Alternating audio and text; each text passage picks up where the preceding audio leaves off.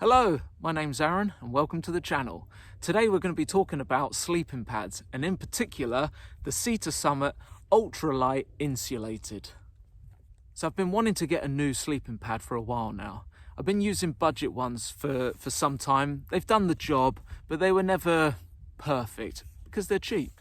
So I decided to spend a bit more money and I opted for the Summit, the Ultralight Insulated Sleeping Pad. It was about time that I got myself a new one. Went out the other night for a wild camp on the beach, decided to take this, to give it a bit of a test.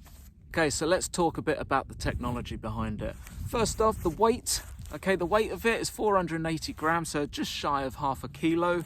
All right, it's a really good size, but as you can see, it also packs up a lot smaller than this. All right, so you can definitely stuff this in a lot of places in your backpack.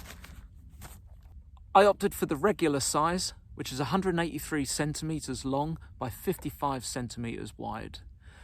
Now my height is 186 centimeters and I was a little bit concerned about those extra 3 centimeters, but once you inflate it and you get onto the pad, I realized quite quickly that 3 centimeters is not an issue. I tend to sleep more in a fetal position, so my body is not out straight, so I had no part of my body hanging off the mat.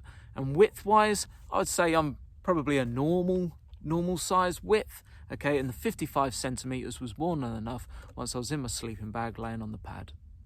This sleeping pad is 5 centimeters thick, which is ample thickness for the majority of stuff that you're going to be doing here in England. It has an RValue rating of 3.1. If you go onto the Summit website, you can see a handy little chart that they've put up there, and this chart will explain the type of weather conditions that this pad is particularly suited for. So this one is at 3.1. I'm a particularly warm sleeper, so this is easily a 3-season sleeping bag. Would I take it into winter conditions? Possibly not for the middle of winter, say in Scotland, but if it was a frosty morning and I was in the Brecon Beacons or I was in the lowlands somewhere, maybe up in the Lake District, I would take this pad. I don't think I would have an issue with this. So I did say that I picked up the insulated version. It's got a product called Ultralight Insulation and it prevents conductive heat transfer. So basically when you're sleeping on the pad, any heat that you're generating out, it's going to hit the pad and it's going to bounce back up. But how that also works is underneath the pad. So if you've got a cold ground and the cold is coming up to the pad, it's also going to reflect that back down. So that's why getting the insulated version, I feel, is definitely a good buy. The construction of this air pad is very different to ones that I've used in the past. They have a thing called air-sprung cells, which equalize. So when you're laying on the pad, as you're moving around during the night and pressure points are formed, what happens is these air-sprung cells push the air around on the bed to keep it more equalized. So you have a way more comfortable night's sleep. So inflating this mat is proper simple. You're going to take it out the packaging, and you're going to roll it onto the floor. The stuff sack also doubles up as an air pump. What you're going to do is you're going to find the air valve on the sleeping pad, and undo the first cap. You'll notice that there's 2, and we'll come on to the second one in a minute. You're going to take your air pump, and then you're just going to slot it into that valve. Once you've done that, open up the stuff sack, just blow into it, to collect some air, and then you're just going to roll it down nice and gently, so that the air is now pushing into the air pump. On average, it takes about 2.5 bagfuls of air to fully inflate this, and it takes a matter of seconds to do this. Nice and easy.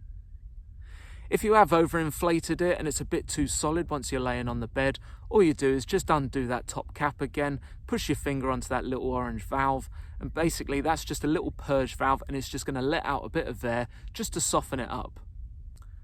Once the mat is inflated, we can now fully see the construction of this pad. The thickness of it, like I said at the beginning, is 5 centimeters, which I feel is ample thickness. One issue of sleeping pads that people complain about is the noise that they make. When you roll around during the night, because we're talking of plastics and materials and your sleeping bag and bivy bags, you're going to make some noise when you move around during the night. But there are definitely pads out there that are a lot quieter than others, this being one of them.